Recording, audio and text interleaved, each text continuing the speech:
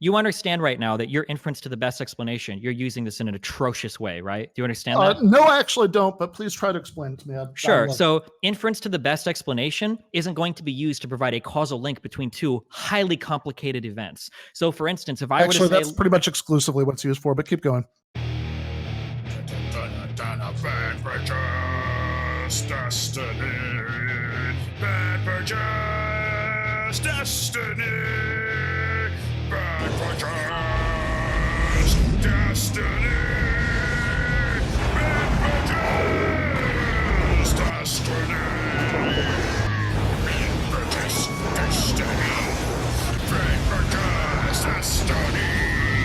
I mean, my position is I think rent control is a horrible policy. I don't think it helps anybody that it's supposed to help. It causes a lot of damage to people that it's supposed to help, and it damages the housing market in general. I just think it's a really dumb policy. It doesn't do anything good. Okay, so my position is that I think it does actually help a certain group of people, and I think that if the concern, what I usually see as the concern for rent control, people who have your position, is that it's going to lead to less new housing being built, that's going to be the big unintended consequence. And so to the extent that that is supposed to be the big unintended consequence, I would say that since in the Bernie Sanders housing plan, it's paired with massive investment in public housing, I think that addresses that sort of main concern. And I think the way that the sort of conversations played out in the past has been like, okay, well, if that's the case, then why not just do the public housing part and skip the rent control?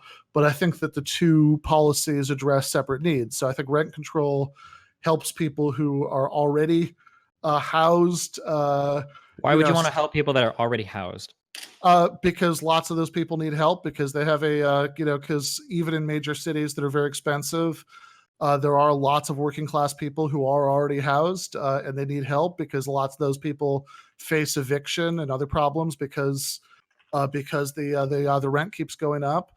And so I think that's a population worth helping. And I think that they have So let's look at two different parts of this. There's two different ways we can do this. So one is philosophical and then one is going to be empirical. So when we ask about like who it helps, you're saying the people that are already there. What about all the people that don't need that help, like the middle class people and the upper class people? And what about the people that start to overconsume housing because they've gotten rent control now? Like, how is this good? Okay. So the thing about the middle class and the upper class people is a general objection to social democratic policies of just about any kind: universal health care, universal college education. I remember this was a Hillary Clinton talking point in 2016. I don't want to pay for Trump's kids to go to college.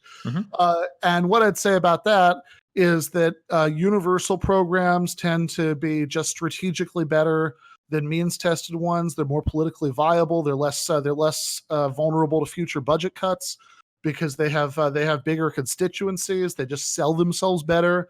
That this is something that's a universal social right.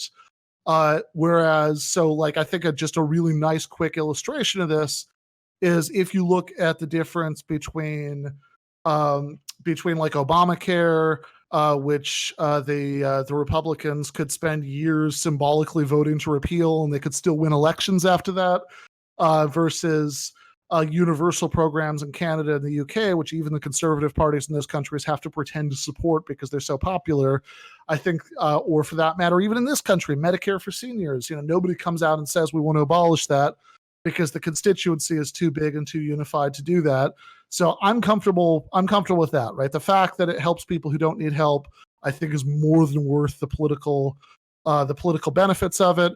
And again, when it comes to people who would benefit from new housing, I think that you can fill that in with massive investment in public housing, a la what you see in Vienna, what you see in Austria, elsewhere in Austria, what you see in Singapore, what you see in Sweden, where that's all been very successful. So I'm not familiar with a lot of these other places. I know that in Sweden, it has not been considered necessarily successful. So for instance, the waiting list to get on to an apartment in places like Stockholm is literally like 20 to 30 years. There's a lot of really interesting stuff about housing. I was just in Sweden for a month and I got to talk to a couple people about it. I didn't realize like how difficult it was to actually find housing there because people always cite it as like such a great example of like housing development. It seems like Sweden actually does have a lot of problems supplying houses to people because of the way that their waiting lists and guarantees and everything work. I find this pragmatism argument to be very unconvincing. convincing. I know that a lot of people say it. Well, universal programs don't get cut as much. I've tried to search for this. I really have, because I'm all for like pragmatic politics. I say it all the time. It's why I favor multi-payer over single payer, even though single payer might be better, because I think multi-payer is more pragmatically possible. But I've never found evidence of this ever. The idea that like a universal program is harder to cut than a program that like isn't universal. I don't know if that's true. I do know that a lot of programs die because people can't find funding for it. And the more universal the program is, you need to bring in way more money to fund it. And this leads to a lot of problems. Universal programs lead to a lot of problems that lead to like overconsumption as well, which causes the programs to not work as well. So, for instance, in the United Kingdom, overconsumption of education was a problem, where too many people were going to school and the quality of the education fell, and there were a lot of problems related to like mainly it was middle class people that were just going to school because they had the opportunity to, and now it was free, and the quality fell for everybody. Or in the United States, rent controlled areas lead to a lot of overconsumption of housing. So for instance, maybe you have a house, maybe you have a few kids, those kids move out, you're sitting in a 3-bedroom apartment, you're the only person there, but it's rent controlled. So instead of moving like you normally would, you just sit there and occupy it forever because it's rent controlled. Why would you leave? It's a really good deal. So yeah, I find the pragmatic argument very unconvincing. I know Sweden is a really bad example of successfully done like public housing. I know they have a lot of housing problems. Yeah. I would need a lot more to think that Sweden was an unconvincing example. So the fact that there's a waiting list, I think, is extraordinarily weak evidence for the same reason that the existence of long wait times for universal healthcare, I find extraordinarily weak objection to that. So I think what you need to look at, the same way that for universal healthcare, you don't want to just look at wait times. You want to look at life expectancy. You want to look at infant mortality. You want to look at mortality amenable to healthcare.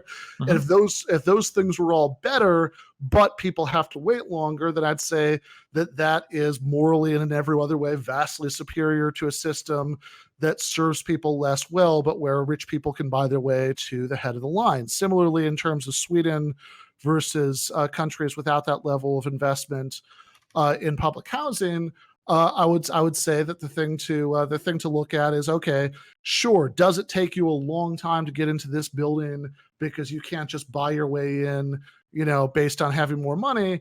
Okay, that's one consideration, but another consideration is, what's the homelessness rate? What's the eviction rate? That they have that if those things are really low, then that seems like well worth the trade-off. As far as the political pragmatism argument, I think that I think the examples I gave you do strike me as pretty persuasive. Now, you could say those are a few countries that we're comparing back and So like forth. I would have to real quick, and I don't know all these numbers offhand, but I'm just like on a quick Google. The homeless rate in the United States is 0.17%. The homeless rate in Sweden is 0.36%.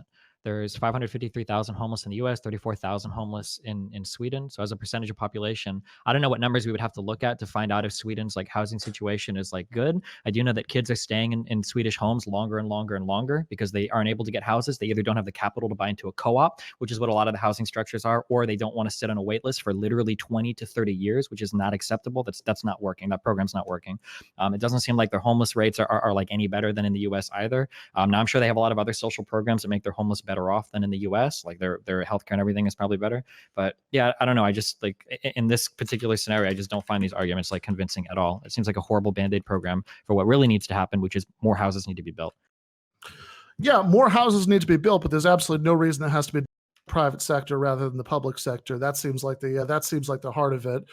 The reason is because we have a capitalist economy, not a planned economy, right? I mean, we could build public housing if we want. But there are places that aren't complete, that are by no means even close to being completely planned economies that have massive investment in public housing. In fact, and some of those are because of longstanding intervention by social democratic parties, like the Swedish example or like the Viennese example. But some of those are just like, otherwise technocratic neoliberal kinds of hellholes like Swiss, like Singapore, where it's they have in so I'm sorry, I was trying to look up real quick about the stats, but that seems to be a case, right? Singapore is not a completely planned economy, to put it mildly. It always goes way up on the rankings for economic freedom, from like libertarian institutes that rank different countries in the world by economic freedom. They always rank Singapore really highly, and that's a place where 80% of the population lives in publicly owned housing. I've been to Singapore. A lot of that publicly owned housing is very nice. And I certainly don't think, if you can find, all right, so I guess I can't find the actual percentage of homeless people in Singapore.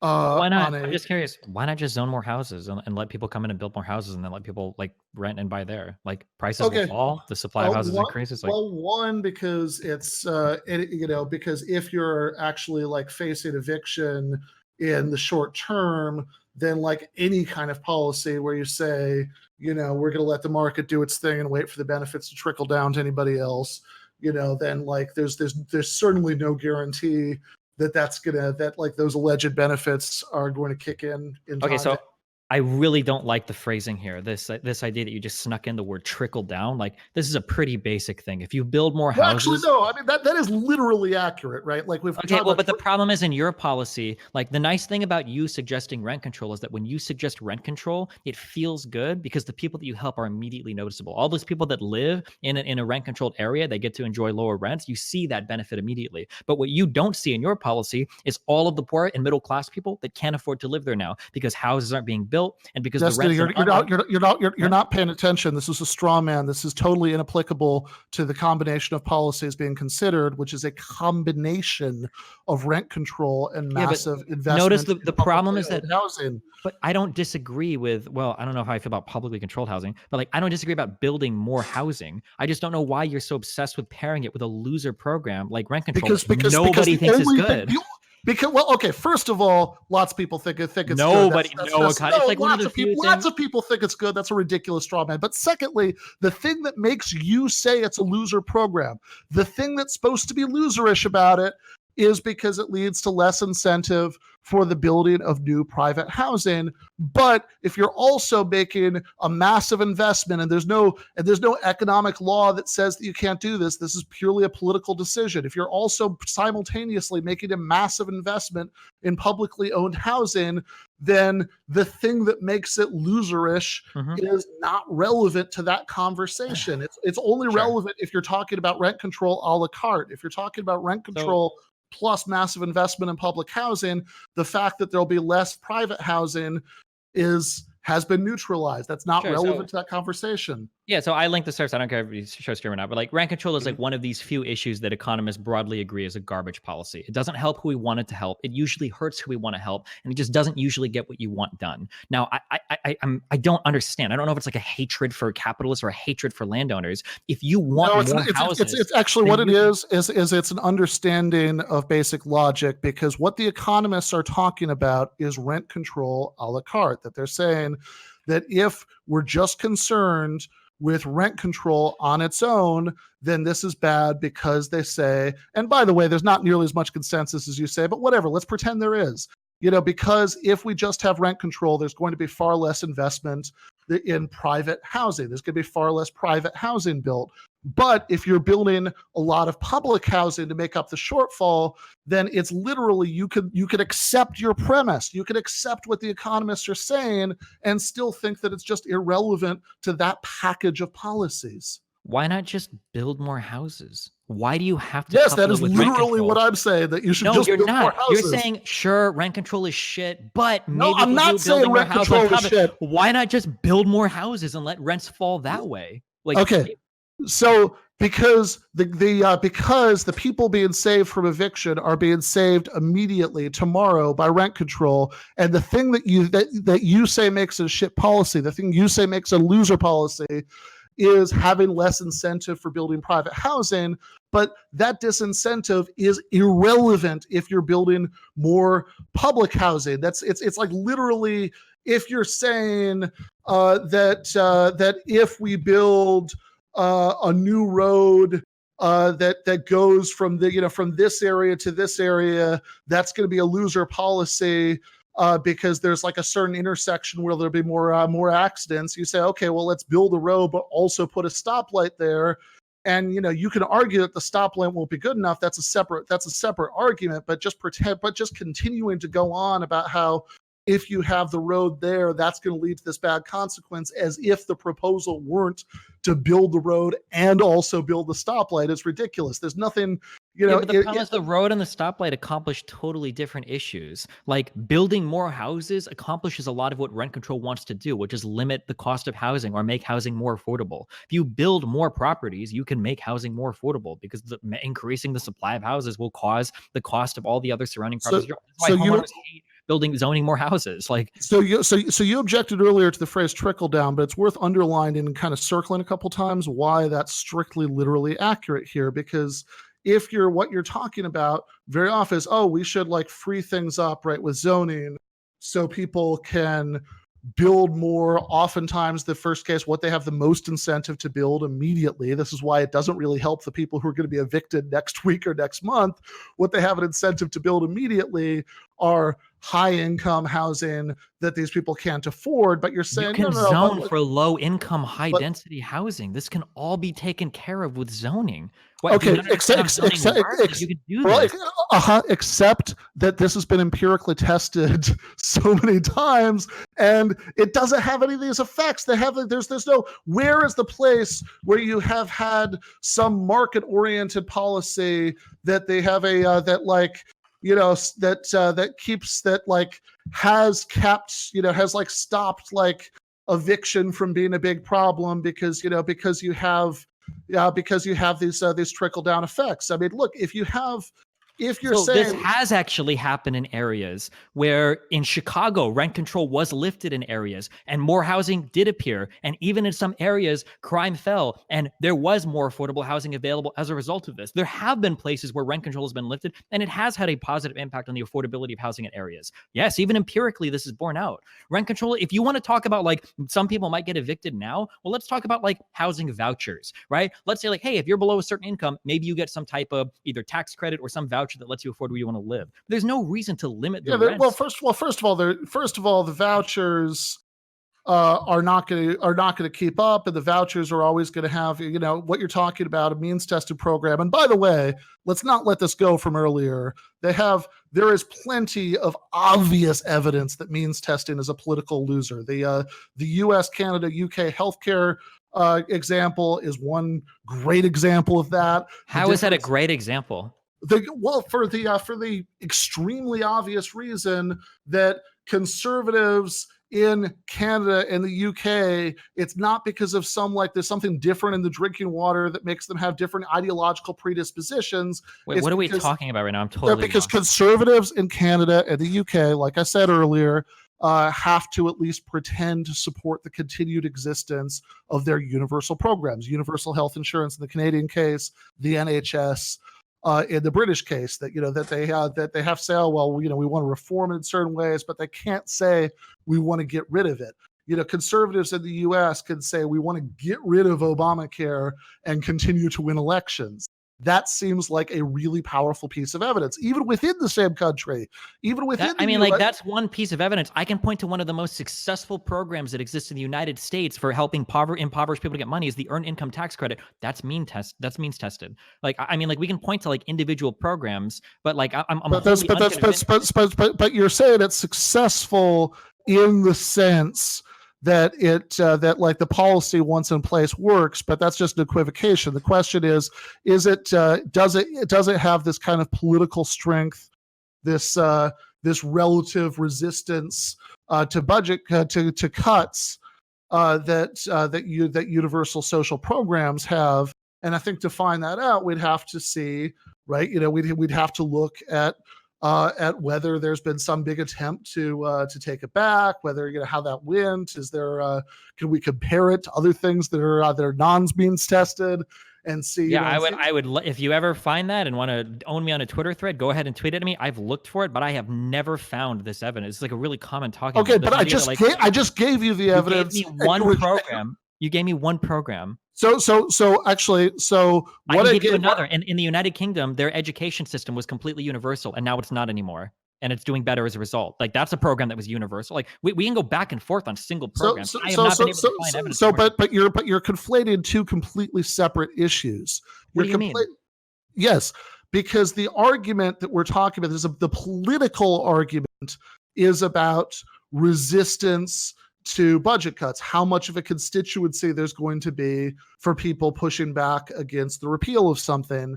And that's a complete, and what you keep trying to say is, oh, here's a means tested program that's been very successful in the sense that it brings about its desired result. Those are two different conversations. Whether it has, whether something, is a successful policy and whether something is a politically durable policy in the long term are just different questions.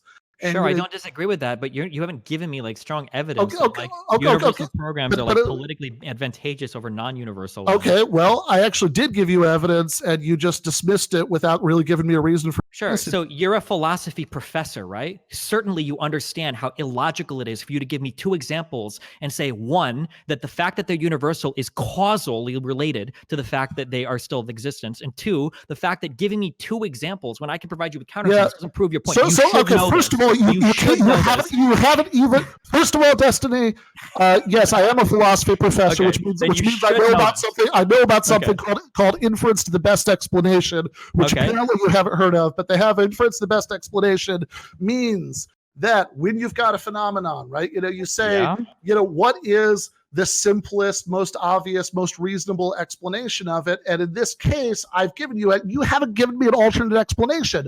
You're also saying, you're also saying, I'm sorry, but you're also saying, oh, this doesn't count, right? You've given me like 2 or 3 or 4 or 5 examples, which I just gave you, but like I could give you so many more examples, but you haven't actually given me a single example on this point. Wait, what do you mean on this point? On the point of the comparative political durability. I just gave you one. I said I said in the United Kingdom, their education was universally free, and now it is no longer. That was okay. So that might be half of an example. What's the other half of the example? So, in other words, if you're going to say it's not true that comparatively speaking, that's the claim. Nobody's saying that it's totally impossible politically. It's that it's like logically impossible to repeal a means tested program. But to give me a complete example, you would have to give me comparison points on both ends. What's the means tested, the non-means tested program that shows that actually non-universality doesn't give any kind of advantage? I just gave you an example. What do you? No, you didn't. You gave me half of an example. You didn't give me a full example. So to give me a full example, you'd have to say, "Hey, here was this universal program in the UK. Here was this comparable non-universal program somewhere else that turned out to be more politically durable." Okay, so you're asking. So I've pointed out that in the UK, their education system changed dramatically from universal to non. In the United States, we have non-universal education stuff that is still non-universal. What is the other half you want? So hold on. What's the what's the thing that we have in the United States? We have for instance, we've got like grants and loans and stuff that are available at subsidized rates, like Stafford loans and shit. Okay, so they have but those have been cut lots of times. Those are those have no particular those are things that have waxed and waned plenty. It's not. Wait, is that actually true? My understanding was that funding for education and those loans have increased and increased and increased. And the affordability of college is still with loans is still more or less on par. I could be wrong on that, but that's what I'm familiar with. So you're telling me right now that if I go and look up Stafford loan availability or subsidization of education, that has decreased in the United States? Overall subsidization of education, I believe, has decreased. I'm open to being proven wrong on that, but my understanding was that overall aid from all levels of government to education has decreased overall as a percentage of funding over the course of the last few decades. Sure. Can I I'll call it. I've got a guy that's looking that up for me. You understand right now that your inference to the best explanation, you're using this in an atrocious way, right? Do you understand that? No, I actually don't, but please try to explain it to me. Sure. So inference to the best explanation isn't going to be used to provide a causal link between two highly complicated events. So for instance, if I were to say, that's pretty much exclusively what it's used for, but keep going. Okay. So why don't you explain it to me then? I'm curious. Inference to the best explanation says, yep, explain it to me. I'm actually trying to, but you're interrupted me. Okay, yeah, go for it.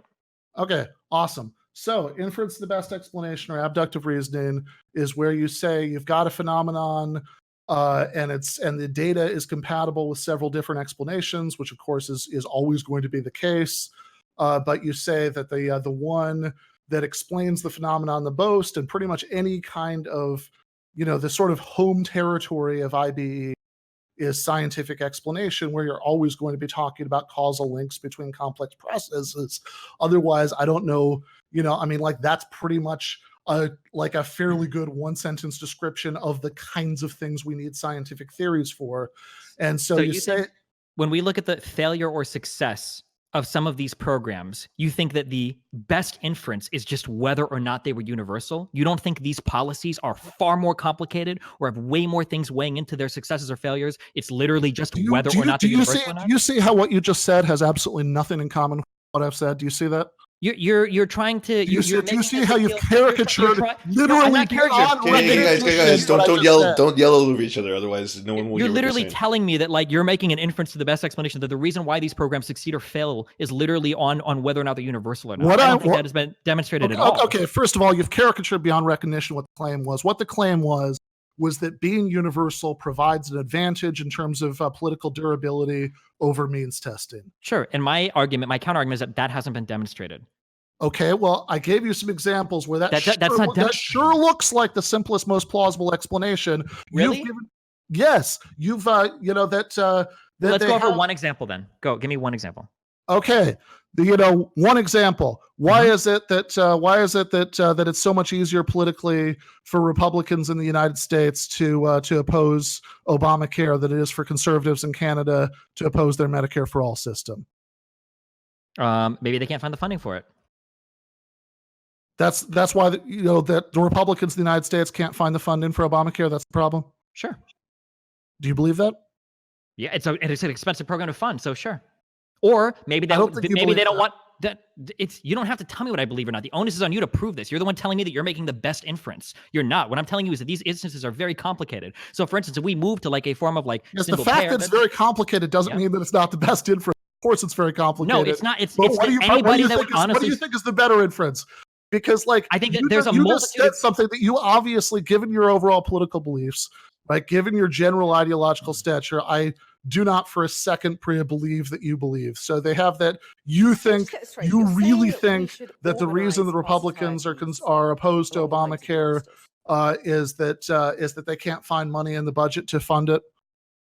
It's possible but that's one of a multitude of reasons. Could be that people are possible, but do you believe that is actually what's going on? I wouldn't be brave enough to tell you why a particular policy succeeds or fails without first doing my homework on it, and I sure as fuck wouldn't pin it on a single issue, whether or not it's universal or not. Okay. The question is, why has it, is it an advantage in terms of politically succeeding, right? In other words, of being something that it's hard to overturn or cut. Is it an advantage that it's universal? And if you think no, then so you think that your position, to be clear, right? Maybe I'm misunderstanding you as badly as you're apparently misunderstanding me. But is your position really that that it's plausible, not just possible, because of course it's possible, but plausible that the main reason that Republicans are opposed to Obamacare is they can't find money in the budget to fund it? In a roundabout way, sure. If that money has to be found through taxation or increases in taxes, historically the Republican Party stands against stuff like that. That's why the Trump administration cut record amounts of taxes for wealthy people. Yeah, sure. Okay, but wait a second. They have so then something like the Medicare, the Medicare system they have in Canada, you expect conservatives to oppose for the same reason. That's also funded by taxation. I don't know. It could be opposed by any number of reasons or not opposed by any number of reasons. I'm not sure. I think it's more complicated than whether or not it's just universal or not. This is the most naive view of policy I've ever heard in my entire life, especially for healthcare. So that they have that's something that seems like it would give a program a pretty obvious advantage in terms of standing up to future budget cutters is in fact a factor in its favor. You think that's just naive and ridiculous and simplistic. Well, in the case of Canada, maybe the future budget cuts don't threaten it, but in the case of the United Kingdom, future budget cuts had threatened the education. So, I mean, I'm sure it depends from policy to policy, and it probably depends on where you get your money from for the policy. And it probably depends on a multitude of other political issues as well. Also, there might be programs that could go into effect that would be good universally, but they'll never even make it because they can't be funded universally, like what we're dealing with our education. So maybe the things that are universally funded that are resistant to budget cuts, we might already be past the main problem. Maybe the reason they're resistant to budget cuts is because you had the money for that universal thing. So that's the only reason you could do it. So it has nothing to do with the fact that it's universal now. It's just that you had enough money to do it originally, and that's why it's succeeding. The universal thing is just an after effect. So it's not any kind of advantage at all that they have that it's something that everybody knows they're going to draw from.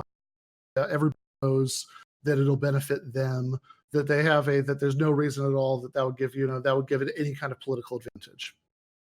It could be or it couldn't be. Why aren't Americans like universally in favor of things like raising the minimum wage to 15 an hour? Like, why do people fall on party lines for stuff like this? I mean, I think voting is a little bit more complicated than people just saying like universally we agree with it or not. Well, one clear difference between the two cases is that lots of people who are opposed to that don't actually think that they'll personally benefit from it because they currently make much more than minimum wage. That they have that they don't think that they're going to ever be reduced to being on minimum wage jobs. Just like with means tested programs, people don't generally. Lots of people, even if it's not true, even if they could very well benefit from in the future, lots of people don't believe that they will ever be in a position where they're going to have to draw on means tested welfare programs. They think that that's for somebody else, somebody who's not like them, somebody who's probably lazy anyway. This could apply to healthcare just as easily. How many times do we see attack ads? We're saying like, oh, death panels are going to take away your Obamacare from you, or we're going to ration healthcare and there's going to be long waiting lines. Like the same thing could be used towards any policy that people don't understand it fully. Except that if you know that you're going to benefit from something, not that you can't, not that lots of people don't, but there are going to be fewer people who buy into this line of attack because they know they'll benefit from it, right? I mean, that's why Medicare and Social Security, are wildly popular because everybody knows that they personally will benefit from it, right? Think about the old thing about the person at the Tea Party rally waving around the sign saying like, "Get your government hands off my Medicare," right? That's. Then why don't we already have universal healthcare? Why didn't all of America get behind the ACA or the public option? Why didn't that happen already if everybody knew they were going to benefit from it? Well, because first of all, public option, you're already talking about very different from a universal program. It was always very unclear who was going to be eligible for the public option. Even if you were hyper focused on everything Obama was saying about that, you were watching all of the healthcare town halls, it was still extremely unclear who is going to be eligible for that public option. So I think again, this idea that this is something that's really going to benefit other people, not you, is going to be much more plausible to people in the case of something that's one element out of a patchwork of some sort of incredibly complicated healthcare bill that they know that they don't understand, which is why the polling on the ACA was already ambiguous. And now, even before we have it, Medicare for All already, even a shocking number of Republicans in polls say that we have that. And I think that if history is anything to go by, it's not that it's impossible, right? The stupid straw man, not that like nothing could possibly, there could never be a point politically where the other side is powerful enough to overturn such a program. But it's much harder to overturn universal programs that everybody knows that they personally will be able to draw from and benefit from. I'd also point out that when it comes to the UK and education, that they have that my understanding, right? I'm certainly wouldn't claim to be an expert on the British educational system, but my understanding is that there's much more tracking in the British educational system than there is in the United States. That I don't know if there's anything that's quite equivalent in the UK to, for example, community colleges. So like what your A levels and O stuff are might, as a high school student, might have much more of an effect there on whether you're in a position to go to university or not. So I could also see it be the case that that lots of British people wouldn't think that free university was something they were going to benefit from, whereas everybody knows that that no matter how healthy you are, right? Everybody that they need healthcare or are going to need healthcare. That's totally not true. There's a lot of healthy people that don't consume healthcare and don't buy into it. This is literally the reason why the mandate exists. Yes, there are lots of healthy people who don't buy healthcare, but that's very different from saying that they think that they're never going to in their lives need healthcare.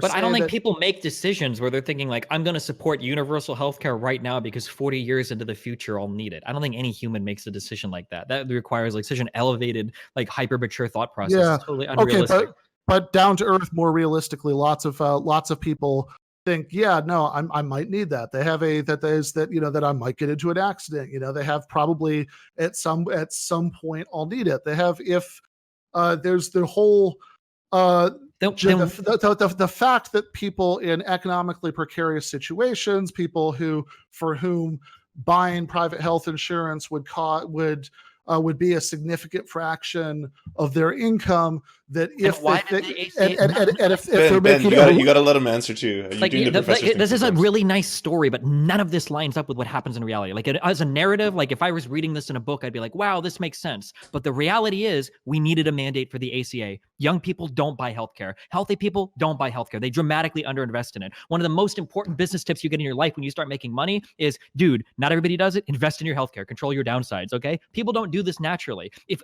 everybody supported healthcare because they knew they were going to consume it at some point in time, then guess what? We wouldn't be having these debates about healthcare right now. We would already have universal healthcare. Like everything in the empirical record completely and totally disagrees with the narrative that you're giving me. Like it's a nice story, but it doesn't seem to be true at all. Otherwise, we wouldn't be debating healthcare right now. We'd already have. I want to be as clear as possible that everything you just said is false. Every single goddamn part of it. Which part? So the first thing to notice also, real there. quick, here's No. I get to answer now, Destiny. What you said earlier about not investing in education was empirically incorrect. I linked it to the Serfs, so he can link that. Sorry. Okay, go ahead. Sure. Okay, so the percentage of higher education that's made up by all levels of government has either stayed steady or risen over the course of the last few decades. That's what you just looked up? Yep.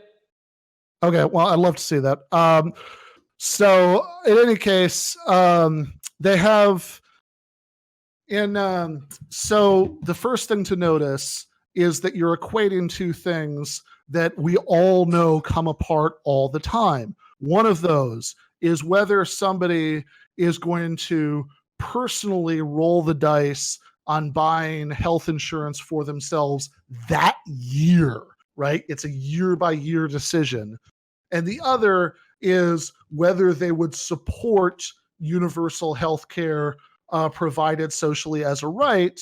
And as I think we both know, I'd be very surprised if you challenge this premise.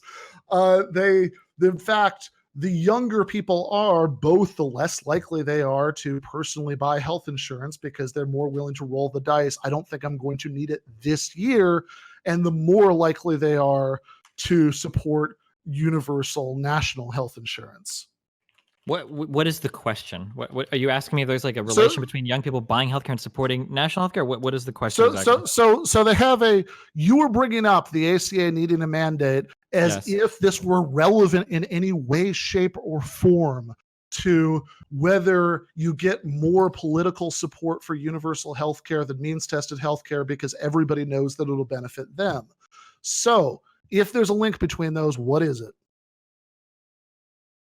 You're asking me if you'll get more support for means. No, I'm asking you why you're bringing up the ACA mandate, because it sure seemed like what you were saying was the fact that the ACA needed a mandate, the fact that lots of young, healthy people are willing to roll the dice on not buying health insurance this year because they probably won't need it this year.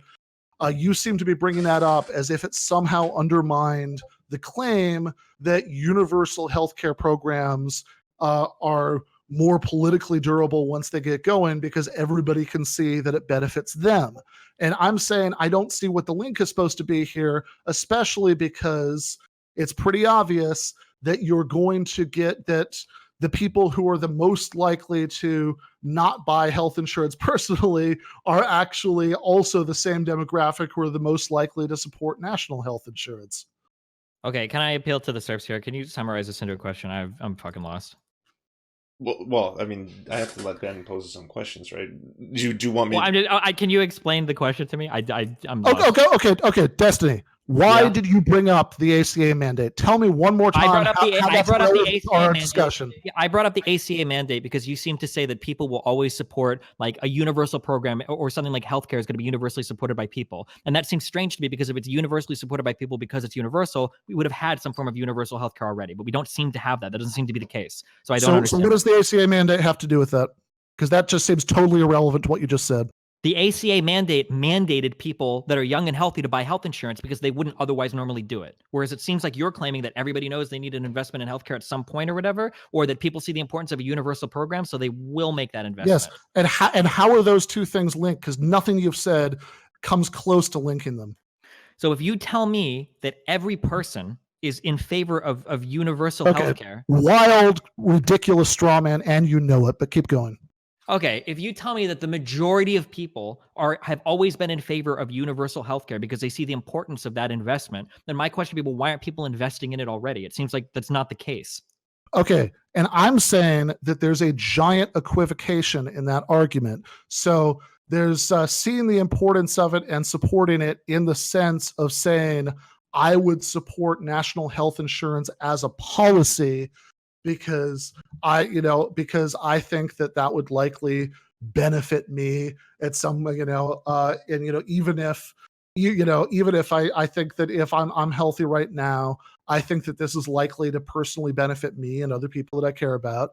That's one sense of investing in it. Another sense of investing in it is when you're faced with those tough financial calculations, which are going to be very different, by the way, for the financial calculations involved in taxpayer-funded healthcare. I'm willing to say, I'm going to buy private health insurance instead of rolling dice for the risky bet that I'm not going to need it this year. And those two things just seem completely different to me. So if people are willing to make this sacrifice or aren't willing to make it on a personal level, why would people be in favor of, say, like a tax increase or whatever in order to do it? You don't think people might see some risk there, even if they are told that their healthcare coverage will ultimately like save them money? You don't think people would have like the same calculation problem? Well, first of all, it's not the same calculation because national healthcare saves the vast versus private health insurance. Sure, but not everybody believes that. I know that, but not everybody believes that. Okay, well, so 2 points there. First of all, the fact that not everybody believes that is relevant to why the argument isn't that this is something. I mean, as a matter of fact, national does have majority right now in the United States. Wait, national what does? National health insurance, Medicare for all. Barely. It's at like 52%, I think. And that could swing either way. Okay, but they have but the argument is not that because people know that they'll benefit from it, you're going to get support in advance. The argument was always about durability, how long something is going to last after it's been legislated. And there are lots of people who would oppose something in advance, but are more like, but are going to support come around afterwards because they can actually see from their own case. Okay. That it benefits them, right? Okay, So sure. I understand. Okay, I think I understand your argument. Okay, this is my argument. Okay, have you ever heard an argument from I don't know if you're atheist or theist or not. Have you ever heard an argument from a theist that the Earth exists in a perfect manner that supports human life and therefore it's the existence of a designed universe? Yes. Okay. So cosmological fine-tuning, right? Yes. So the problem with the fine-tuning argument is you assume that the universe could only be one way. The reality is that we exist because all of the hard work happened first. Like we're just the product of like what exists in the universe now. Like life theoretically could have been any other number of ways. We just can't conceive of it. This is what I'm appealing to here, is that you're telling me that universal programs are harder to get rid of than non-universal ones. But what I'm saying is if it's a universal program, it probably just had so much more support before it became universal. And that's the reason why it's harder to oppose. Does that make sense what I'm saying? I think I understand. It makes sense in the sense that I understand why you're saying I don't. What? I mean, I understand what you're saying. I don't But see any reason. I don't see any reason to think that it's true. Of course not. But my hypothesis is just as valid as yours, unless we start to appeal to like empirical evidence, which is just one or two examples. Well, this is why, you were very quick to dismiss this earlier. This is why I brought up inference to the best explanation. There are always going to be lots of hypotheses that are logically consistent with the data. The question is what's simplest, what's most explanatory, etc. First of all, simplest doesn't even work here. That's not fair. You can't just go inference to the best explanation and then point to yours and go, I win. That's not how that works. Right? Because then I could just say, oh, well, inference to the best explanation. If it's a universal program, that must have meant it was universally supported before it was put into place. So of course they're not attacked. Now I'm using your inference to the best explanation, and now I win. Like you can't just say inference to the best explanation and then wave away making any arguments. That's not how that works. Well, actually, this is an argument, and we're considering different explanations. And I'm saying this one seems pretty simple, pretty plausible, pretty explanatory. And you haven't actually given me an alternate one that is particularly plausible at all. In fact, I don't think you've even given me an alternate one that you personally believe. All you've done is throw up, hey, it's possible that X is true. But if I were saying that I have, a valid deductive argument from the data to the claim that this is true, the fact that you could come up with something that it's possible that it was true and there would be an alternate explanation, that would be a good objection. But I'm saying I think this is a pretty simple, pretty elegant, pretty explanatory explanation. And the mere fact that something else that you don't even believe is so you say I don't believe it. So you're saying I don't believe rule it out. So you're saying I don't believe it, but the honest answer is that like I try to be intellectually honest in my conversations, and I can't sit here and tell you 100% this is why this is. Now you might be comfortable making that assertion, even though you've given me like a number of empirical claims that have just been not true. So I don't even know if you actually know this. Wait a second. Yeah. Sure. So the thing that you said about education, that's not true. Our education funding has absolutely. Did you get the links, Ben? I sent you the links. Sure. So that's something that's absolutely not true. The idea that rent control hasn't. So that's one. And when I said that, I said, hey, this, that was the one I was most tentative about. I said, hey, I'm open to be proven wrong about this. I don't think this is the case.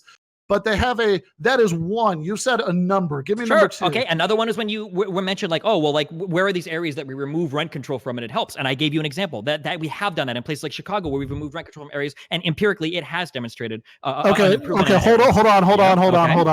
I didn't say find me a place. I'm sorry, but you are trading in ridiculous straw man. I did not say give me a place where rent control has removed and it's helped.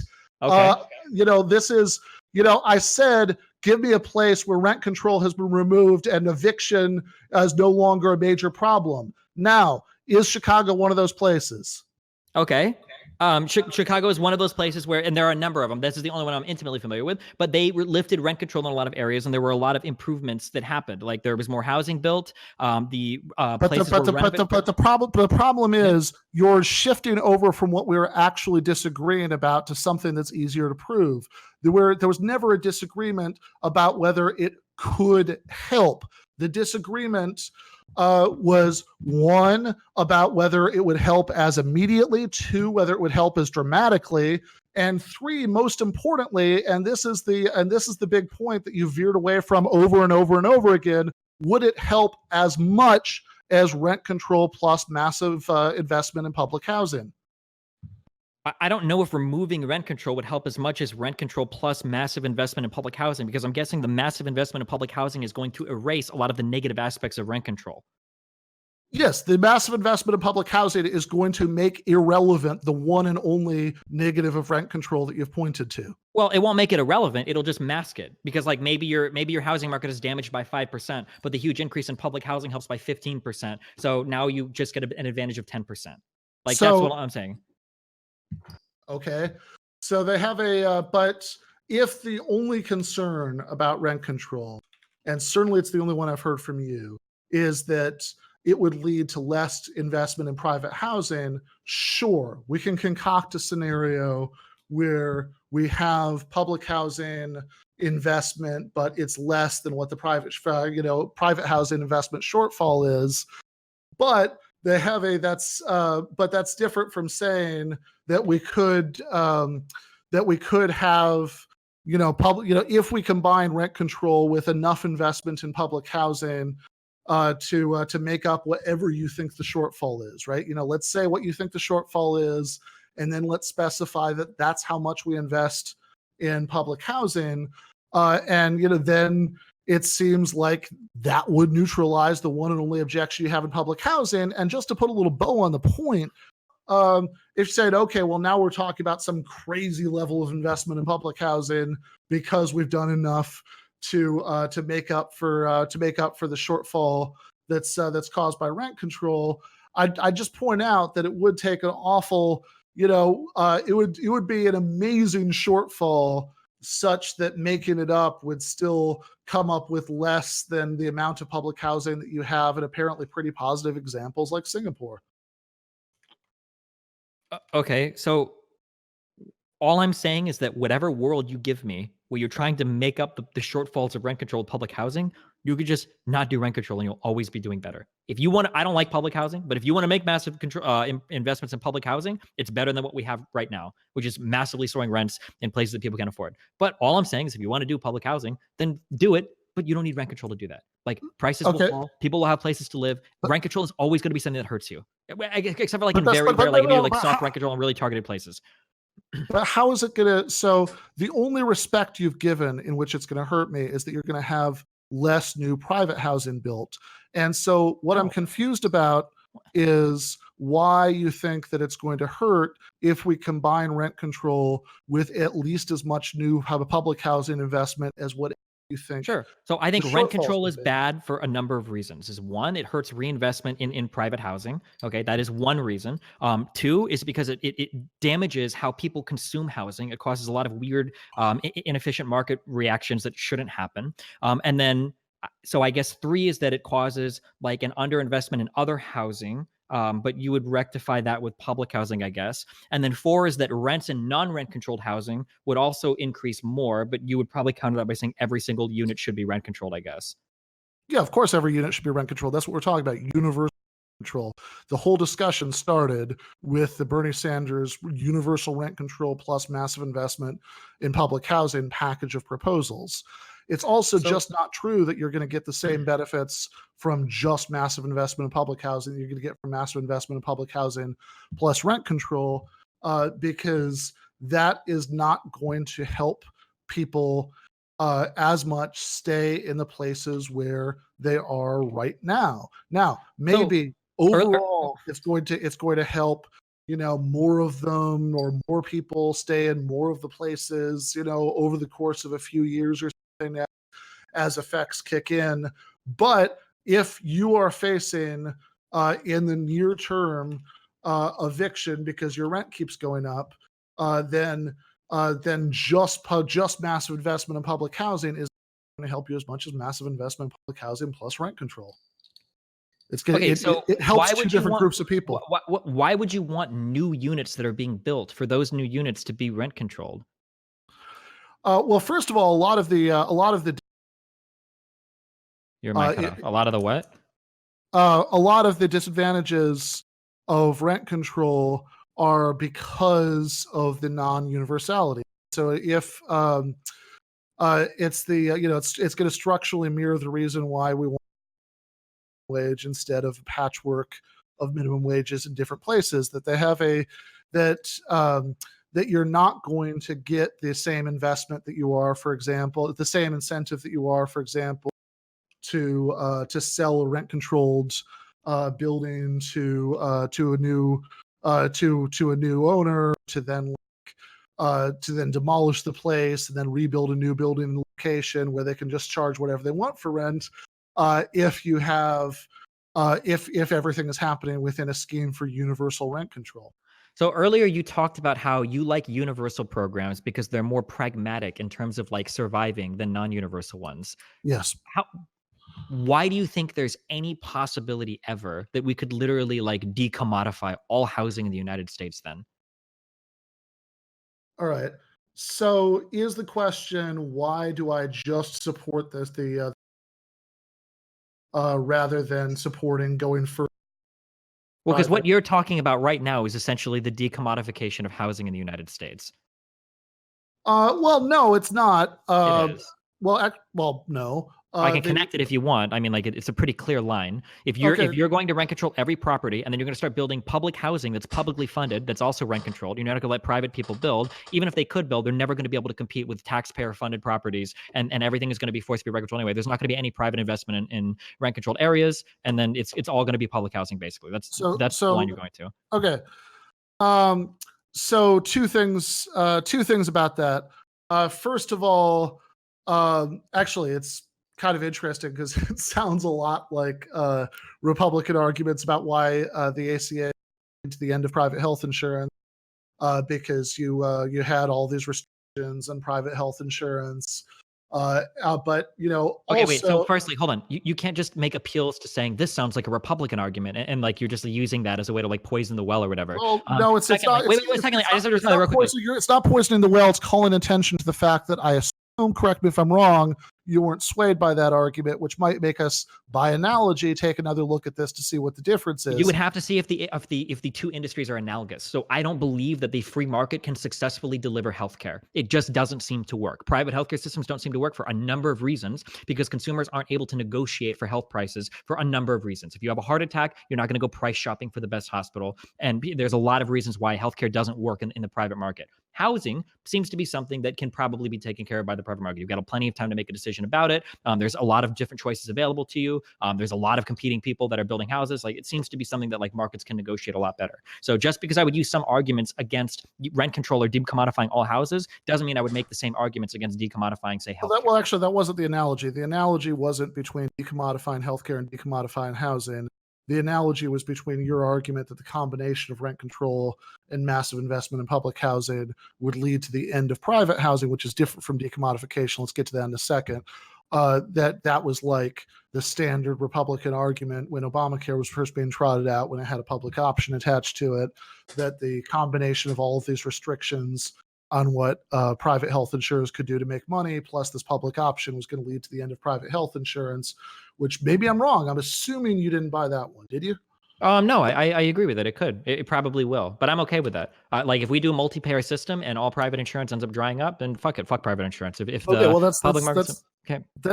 That's interesting. I'm less optimistic, I'm enthusiastic about it worked out that way. But in the case of housing, so decommodifying housing would mean abolishing rent, right? That would be the equivalent. Just have it being paid for through tax money. The way that when we talk about decommodifying healthcare, we're talking about abolishing premiums and generally speaking, also abolishing copays and deductibles. And just having it all being paid for it out of tax money. Even if we completely eliminated the existence of private landlords, that still wouldn't add up to the decommodification of housing. We can talk about whether decommodification is a good idea, right? So in rent-controlled areas in your world where you have public housing and people can't afford the rent in a rent-controlled building, you would kick them out? You would evict them? Well, I think you can. I don't think you have to go. I think that you can have actually already exist for certain kinds of public housing, and certainly in most of these places. Wait. So if you have somebody that lives in a house right now that gets rent controlled and they still can't afford their rent, you would have the state come in and evict that person. I think that rather than so first of all, if you keep pushing this, second, let's do the explanation. They have what would actually in the case of public housing, right? Not just rent controlled private housing, but public housing. We could do what actually exists in many places, certainly both in the global examples, Singapore, Vienna, etc., and also what already exists in many places in the United States, which is that you could have that the public units wouldn't necessarily be rent free, but there'd be a sliding scale. It might be rent free while you're unemployed. They have the rent could be indexed to your income. I mean, none of this is hypothetical. all of this actually does exist in lots of places. And if the question is, sure, if you had that system, would there be circumstances under which eviction would happen? Of course, in the same way that even if something is being sold by the government, right? So you're telling me that for these units you would means test them? Not means so. I would means test them in the sense that Social Security is means test them in the sense that Medicaid is means tested.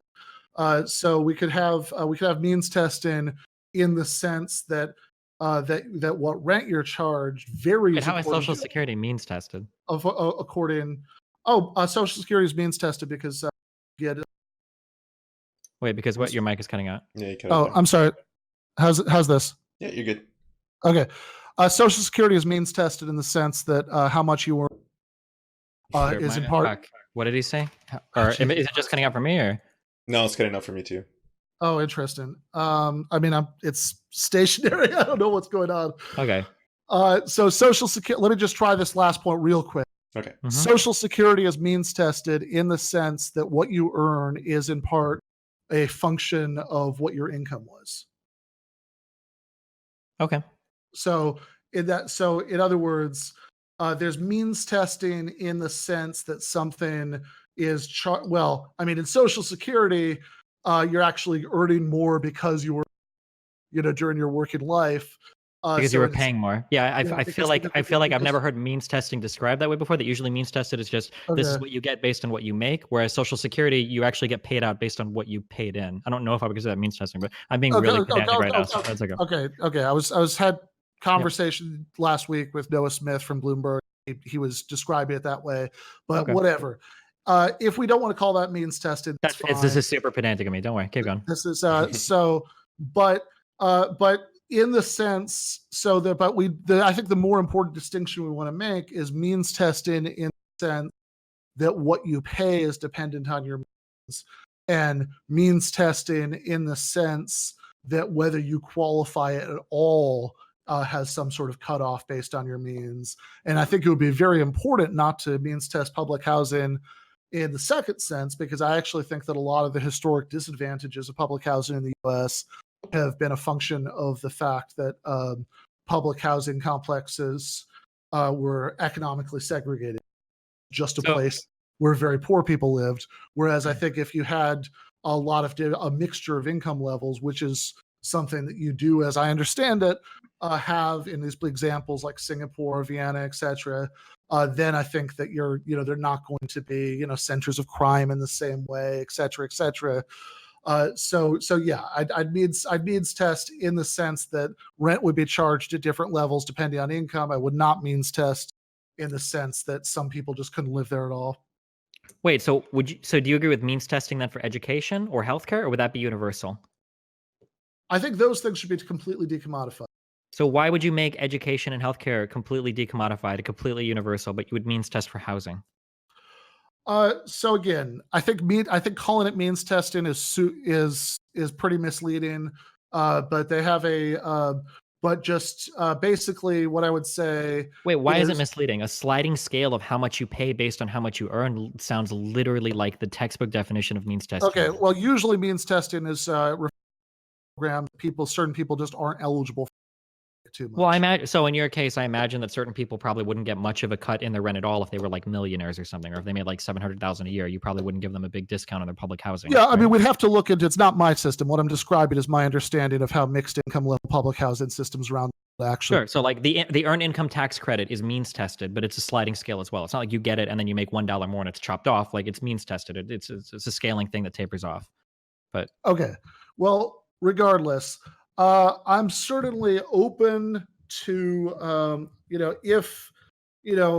if Lance tells me tomorrow, hey Ben, I read this awesome thing about how totally work, then obviously my ideological inclinations are such that I would love that, right? I'd be all over that, and I'd be very eager to read into that and to see if it sounded plausible to me.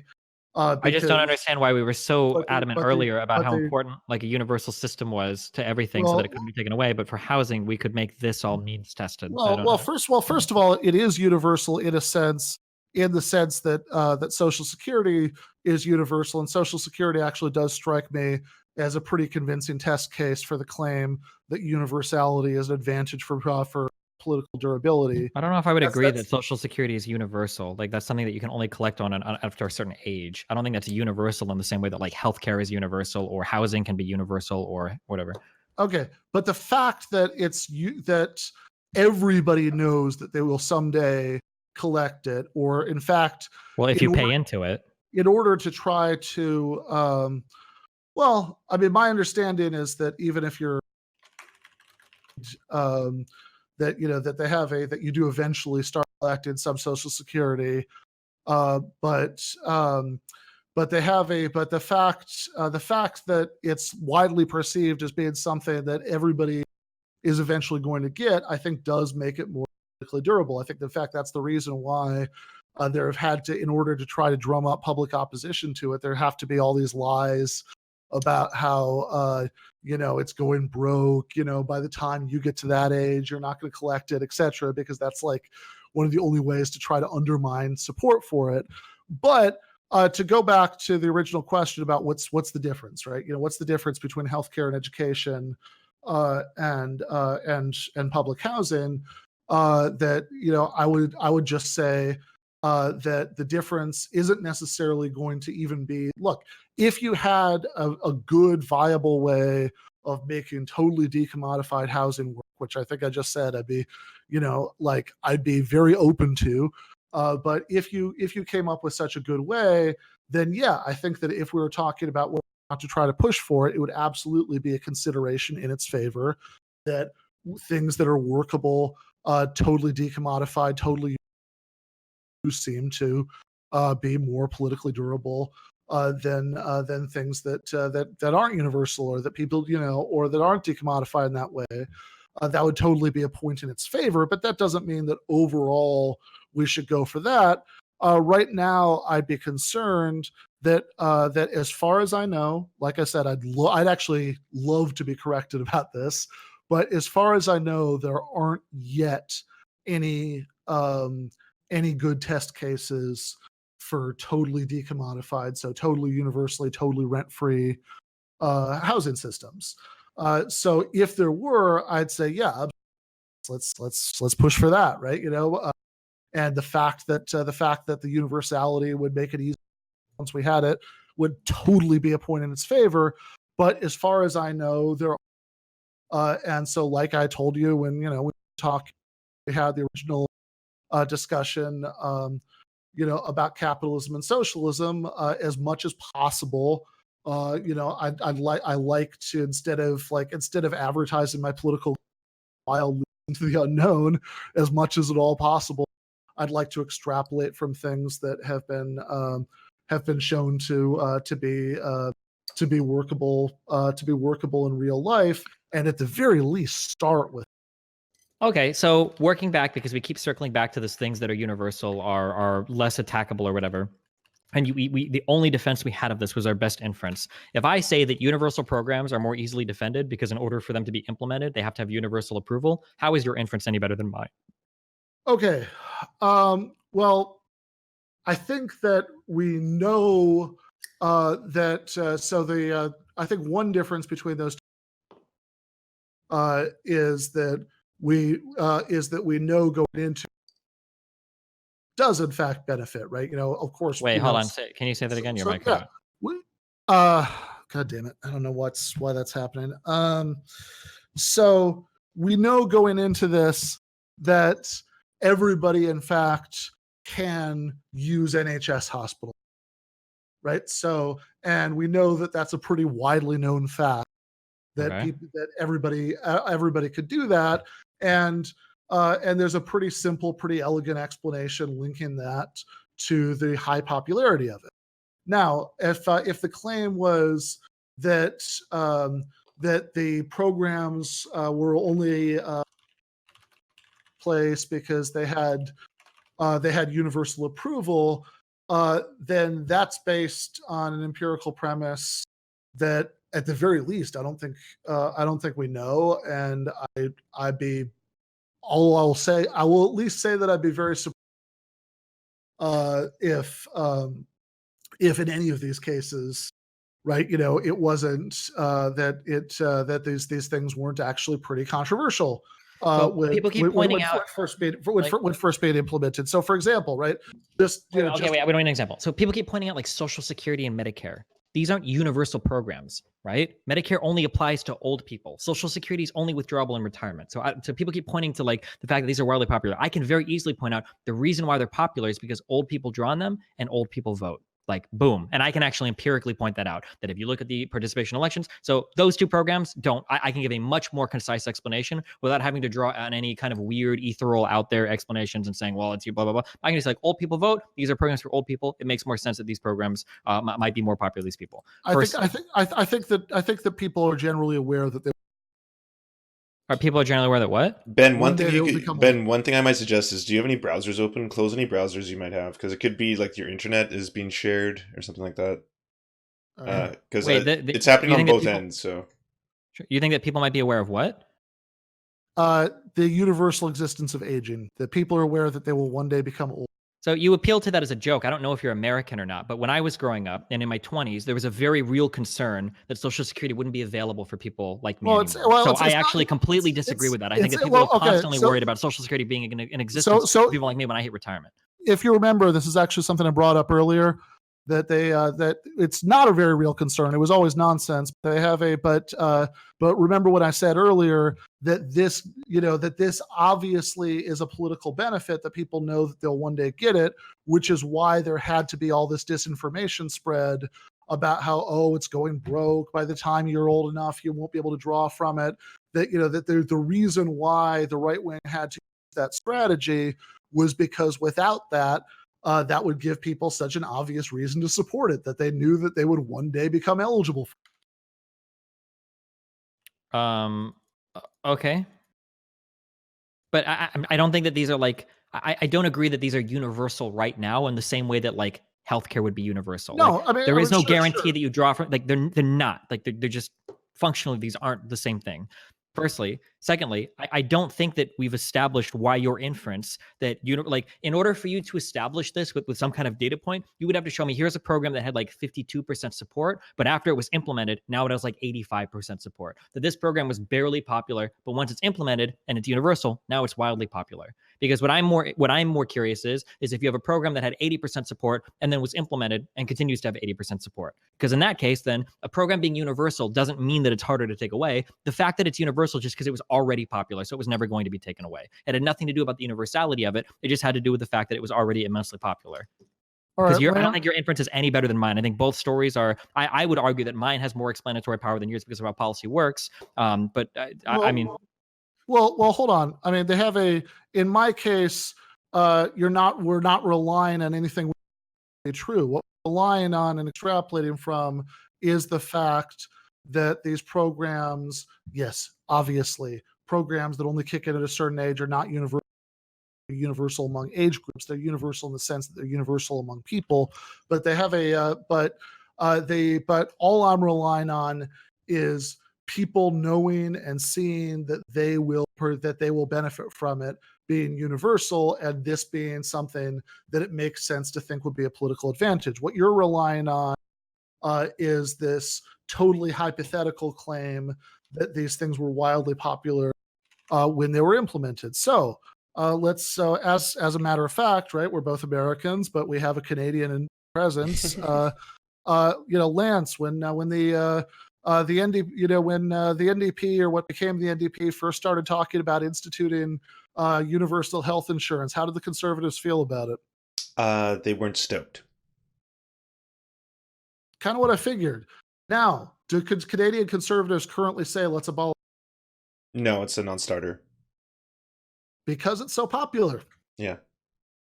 Yeah, it would be political suicide to do otherwise. Okay, support for Canadian universal insurance. So, like, You're telling, so if I were to go, so what you're saying, and this could be true because I looked for this data, I couldn't find, but it could be true. But you're telling me that if I were to go and I were to look up like Canadian support for Canadian universal insurance, that the conservatives would have not supported it. It would have been very low percentages, but now it's supported in very high percentages. As in they fought it when it was first being implemented by what became the NDP?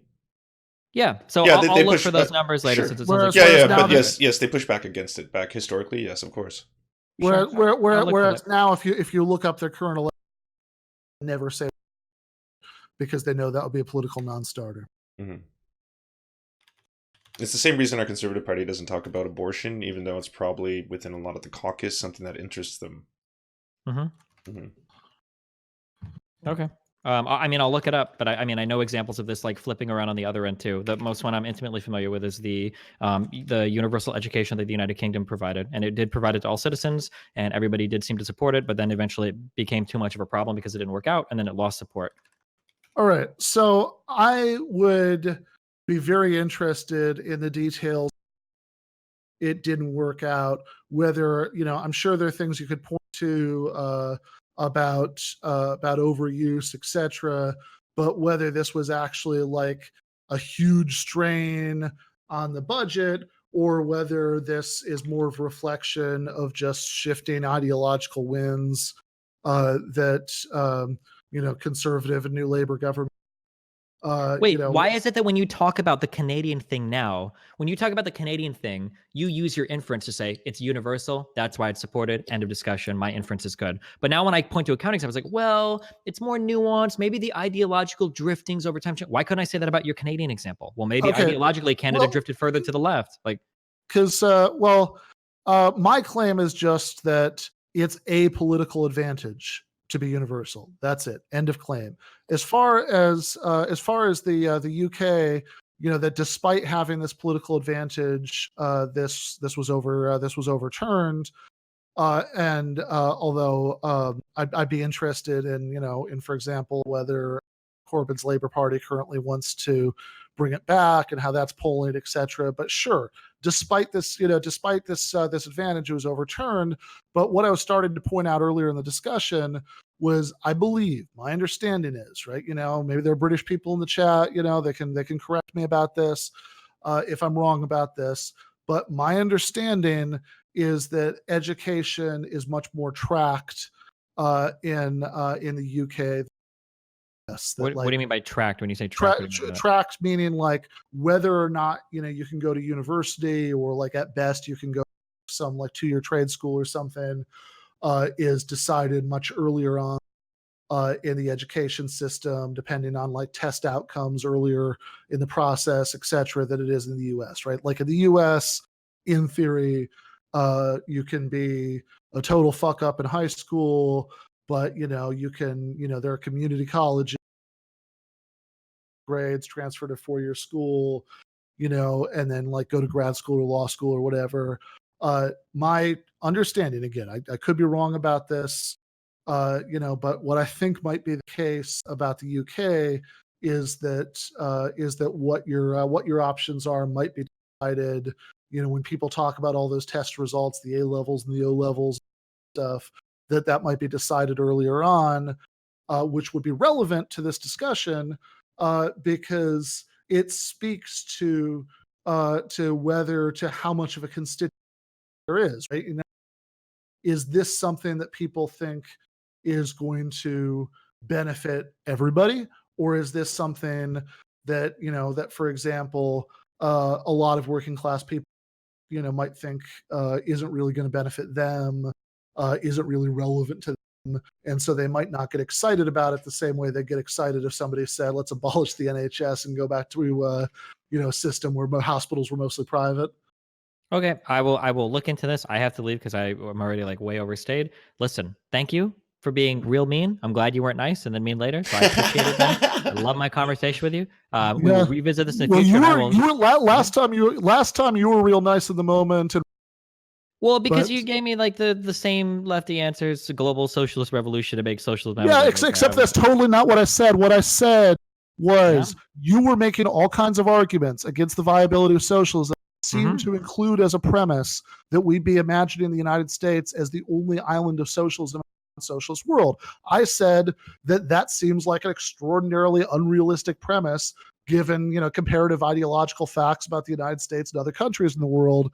And you seem to have decided after the fact, because you were very concessive in the debate, right? During the debate, you conceded all kinds of things. You said that they have. I don't think I conceded. Oh no, you totally did. Listen to about halfway through when you were saying, oh, I guess if we did already have all these social democratic things, it might be reasonable to start pushing, for more of the economy. That I've never conceded that. That's always been my point. So for instance, I like the idea of single payer healthcare, but I would never push for it initially. I don't hate the idea of a socialist economy, but I would never push for it initially. If we gradually or incrementally work our way towards things, that's always been my position. I'm not the one on Twitter every day tweeting with all my other friends about how we need the revolution right now. That's always been my position, is incremental change.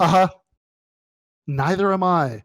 Tell me one time in my fucking life when I've tweeted we need. Oh, well, I don't know. Well, in that case, then we don't disagree on much. So I don't know why you would disagree with me about anything.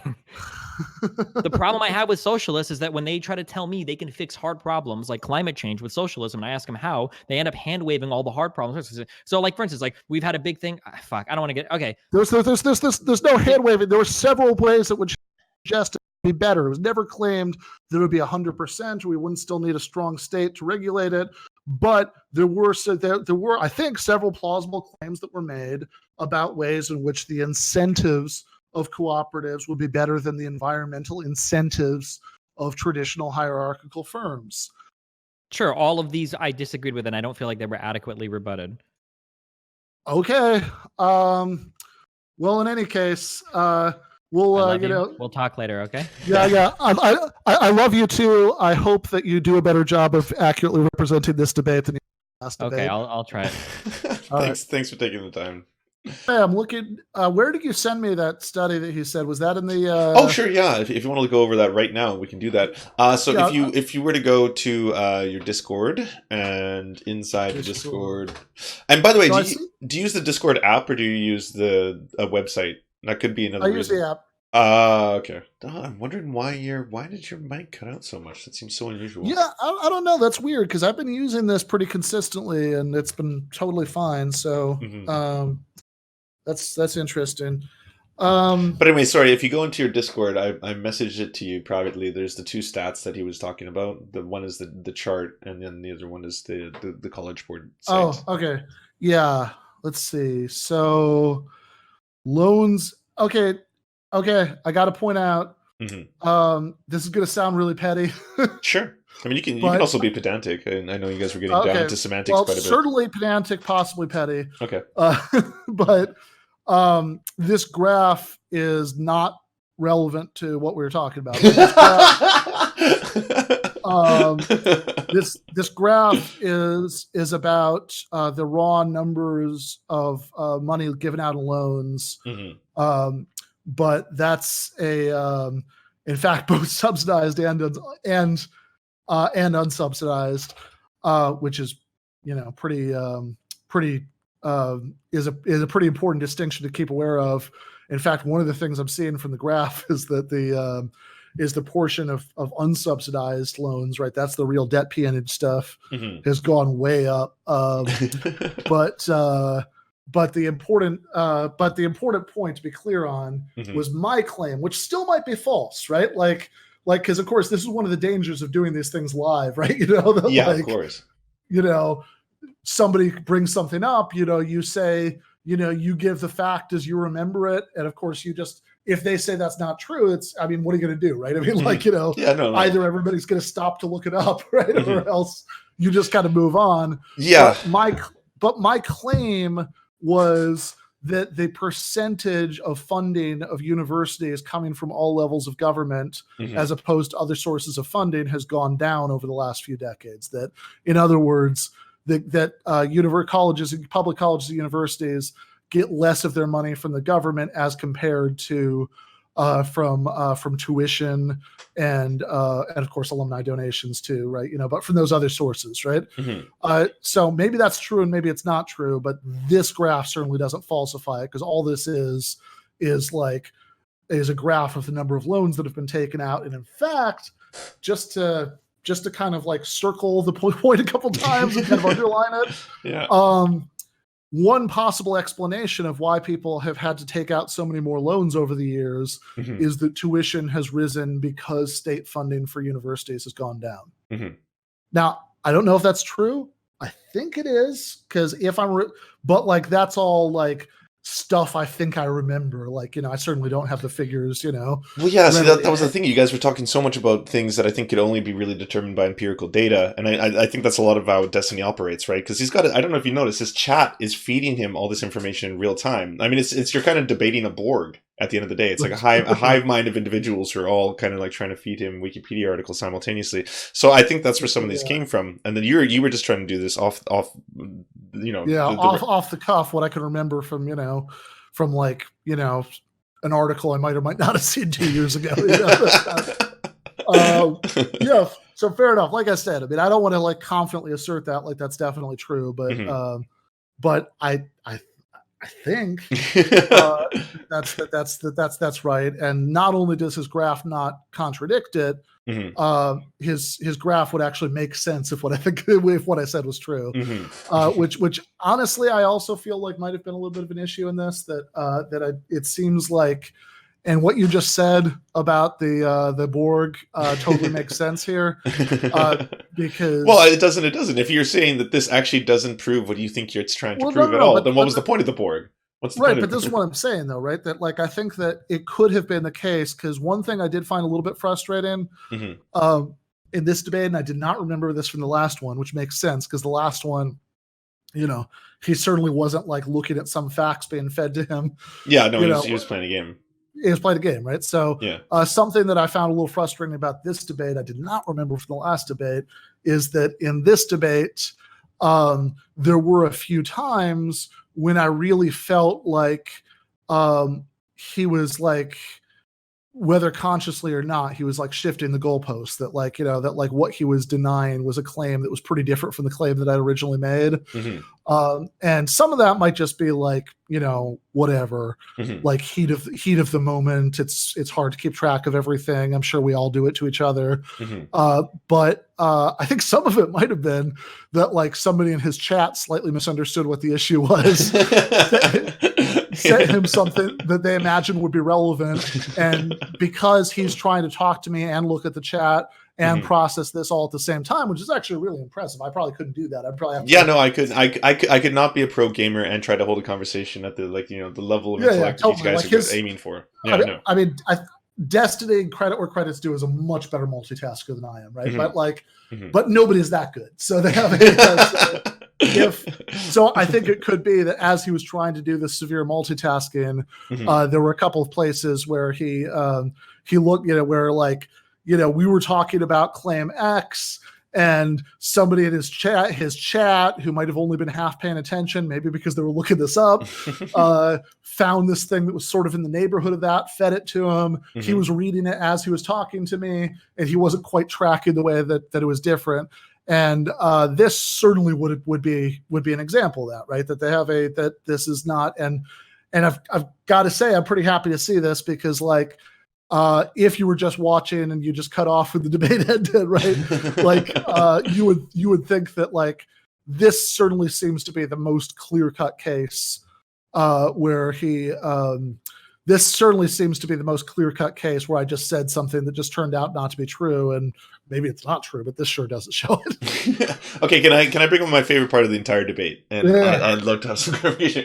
It would be the part where you said everything you just said is false. Like everything in that statement. Did you recollect what he was saying in that statement, and how every single part of it was something that you were like, okay, I can. Yeah, because he was making, that was part of that whole thing about how. So like what I was making is, by the way, this is not some like crazy radical socialist argument. This is like a pretty standard political science claim that like universality is an advantage in like keeping public support, for programs once they're in place. They like, I think there are a lot of people like I've seen like, do you know who Amanda Marcotte is? No, I'm not. Okay, Amanda Marcotte is I don't even know if she still does, but she at least used to be a writer for Salon, and she might have gone over to Slate later. And she's like a pretty like wretched kind of neoliberal Democrat. Okay. But like I've even seen her like sort of casually concede this stuff, like that. Yeah, sure, universality does, is helpful, and this, building public support, for programs over time, and keeping public support. So like we were talking about that claim, and then what he and he said he was trying to like argue that that's undermined in some way by the fact that there are lots of like basically that there are lots of like 26-year-olds who could maybe afford to buy health insurance, but don't do so because one thing we didn't even get into is that I don't know how many of these people he knows. I know lots of people who I mean, like I can think of several friends who like only bought, all of whom support universal health care, by the way, who only bought private insurance because the ACA mandate made them, right? And one thing that I didn't even bring up is that oftentimes in these cases, the private health insurance that they can afford is like worthless, right? That they had like it wasn't like it's only because like once you can get down to the point where it doesn't like eat up this huge chunk of their income, it's like the equivalent of like car insurance that like will never actually help you if you're in an accident, but you can say you have car insurance, that's it's like that kind of thing, that it's like it's only kicks in after you've paid like $5,000 out of pocket or something that these people would never be able to pay, if it came up. So that's another thing. But like he was saying that the fact that there are these healthy 26-year-olds who choose not to buy private health insurance somehow undermines the claim that if we had a already in place system of public health insurance, a la Canada or even the UK, thanks for roping me into that one. I was like, oh, this is interactive. I get to tell stories. Yeah, well, I mean, like, because that part just drove me crazy. Because like he was trying to do his thing where like because he really likes arguing from like in a weird way, right? Because like despite the fact that I mean, I guess when people are feeding him stats, he'll go with the stats, right? But when it comes to something that like takes a little bit more analysis, he really likes arguing about these like abstract first principles. And so it seemed like he was trying to deny that we know something that everybody knows, right? Just about like the recent political history of Canada, that's not. And so at that point, it was. Well, to be fair, not everyone knows that. I was impressed you knew about like the fact that the NDP were actually what formed universal healthcare in Canada came from the NDP, or what is now known as the NDP. Like even those are little subtle distinctions. Yeah, yeah. What was it? The Cooperative Commonwealth. Around the time of Norman Bethune, and I was like, this is interesting that Ben actually knows all this. No, those are our. I mean, look, if you if you have if you want to be a socialist in a wasteland, like the United States, and especially if you grew up as close to Canada as I did, I mean, I always like to tell people this is technically true, that the nearest Canadian border to where I grew up was an hour south of me. Okay. Can I ask about one? So obviously, I'm on the sidelines. I'm mildly debating. Moderating, because you guys didn't really talk a lot over each other. That was nice. It was mostly civil, and I'm going to get to the parts where I thought you got deliciously angry. But one thing I did want to ask you about was the idea that why can't we just build more homes was one of the things that did bug me. Like part of me, like my socialist sense wanted to jump in there and say something, right? The argument that why won't the free market solve the housing crisis? Why can't we just build more homes? I was curious why you never brought up the fact that like we have the homes. Like, isn't there something like 6 empty homes for every homeless person in America? Yeah. And isn't the majority of them foreclosed homes? That's the reason we're making people homeless, because we're actually pricing them out of their own existence. Yeah. So they're. Okay, yeah, that is true. We do have several times more unoccupied homes than homeless people in the United States. A lot of that's left over from the 2008 financial meltdown, because a lot of these homes are just owned by banks that repossessed them after people couldn't afford to stay there. And probably I don't know how many of those particular people who were homeowners are just homeless as opposed to, they eventually found new homes or whatever. But yeah, that's certainly true. And look, there is even like the sort of socialist common sense there that, hey, we've got homes, we have homeless people, like there is some empirical evidence that could work, right? My understanding is that Utah, of all places, which is not where you'd expect this, has actually had a lot of success with a state level program to combat homelessness by like putting homeless people in homes. So yeah, that's just one of those like sort of like I don't know, I forget the pretentious French phrase, but the wisdom of the staircase things. Like, oh man, I should have brought that up, right? That's not oh no, absolutely, no question. I like that. That is me being a backseat debater, right? But it's also like something I did keep trying to push was like, yeah, okay, build more homes, great, let's build more homes, but like, there's no reason the private sector has to do that, right? The public sector could do that. Oh yeah, no, absolutely. And that was the part of it, like the very start of the debate for the first solid like hour. I think you were just nonstop getting the better of him. Like I think he had to really change his strategy in terms of how he's talking to you, because it became evident that this was a lot of it was your wheelhouse. Like you guys were talking about, you were almost debating logical fallacies. Like, didn't you have to explain? I forget which term you were explaining to him in the middle of it, but I don't think I've seen you do that before. We're like, okay, well, if you want to ask me, a professor of philosophy, what this actual expression is, yes, I will explain it to you. Yeah, right. That was yeah. Anyway, that was annoying, but I would, just to circle back to the housing, I would also say that whereas I do think that point you brought up is one I wish I'd thought of, and it is definitely worth emphasizing.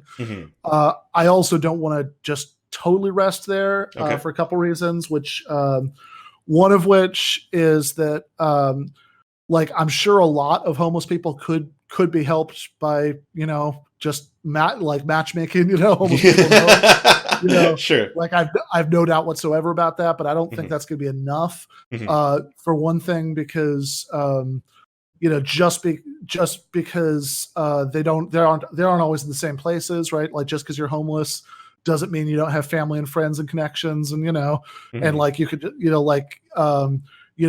do, like you don't just need a home, you need a home like where you live, right? That's if there's like an unoccupied home that's like nowhere near where you could get a job, or nowhere near where the people your family is or whatever, then like, I mean, it might still be better than nothing, right? But it's not. But like, what would be even better is if we could build you a home like where you are. So that's one thing. And it's also, I don't know. I mean, I guess this is a little bit tricky also. Like, I think this came out at the very end a little bit because I think that Destiny kind of tries to have it both ways as far as whether like, whether he really disagrees with us about our end goals, but he just wants to be like, very baby steps about getting there, or whether he actually does have some disagreements with the end goals. I think incrementalism. I think we heard some of both.